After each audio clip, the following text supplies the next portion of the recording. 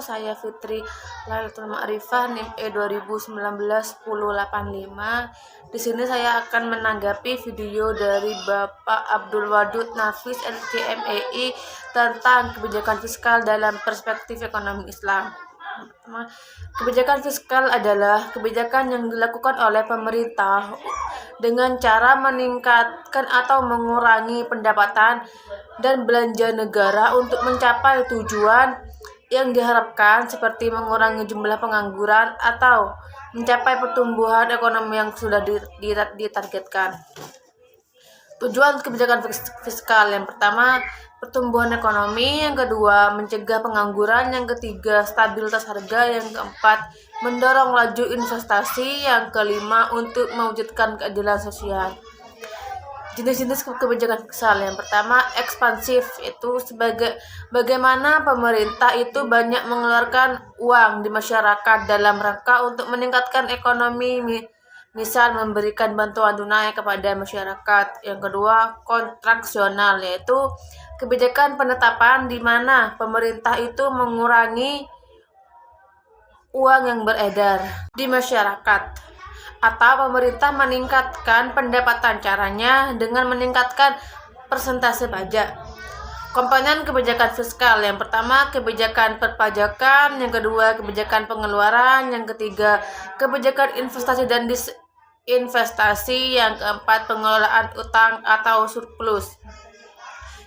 Instrumen kebijakan fiskal: yang pertama, anggaran belanja seimbang; yang kedua, pembiayaan fungsional; yang ketiga, anggaran defisit atau kebijakan fiskal ekspansif; yang keempat, anggaran surplus atau kebijakan fiskal kontraktif; yang kelima, stabilitas anggaran otomatis; yang keenam, pengeluaran anggaran. Fungsi kebijakan fiskal: yang pertama itu ada mengoptimalkan penggunaan SDA dan SDM, sumber daya alam dan sumber daya manusia; yang kedua, mengoptimalkan kegiatan investasi; yang ketiga, alokasi.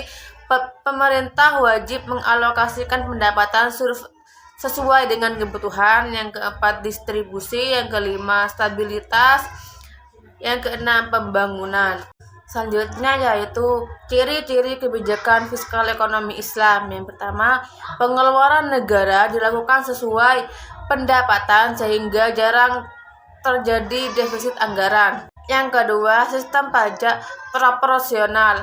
Pajak dalam ekonomi Islam dibebankan berdasarkan tingkat produktivitas. Yang ketiga, penghitungan zakat berdasarkan hasil keuntungan, bukan pada jumlah barang.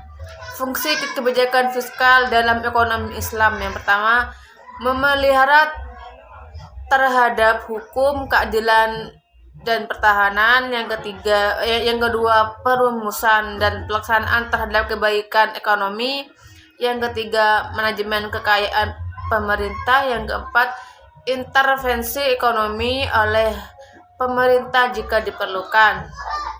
Selanjutnya yaitu instrumen kebijakan fiskal dalam ekonomi Islam. Yang pertama, jizyah atau yaitu pajak yang dibebankan kepada non-muslim yang tinggal di negara Islam sebagai imbalan dan perlindungan. Yang kedua, ghanimah, yaitu harta rampasan yang disebabkan oleh perang. Yang ketiga, fa'al atau harta rampasan tanpa melalui peperangan.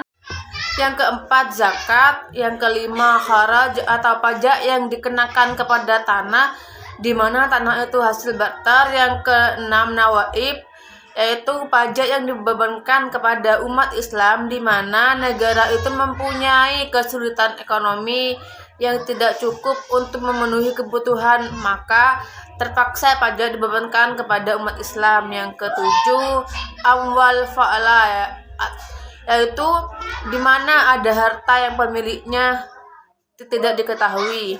Sekian dari saya. Assalamualaikum warahmatullahi wabarakatuh.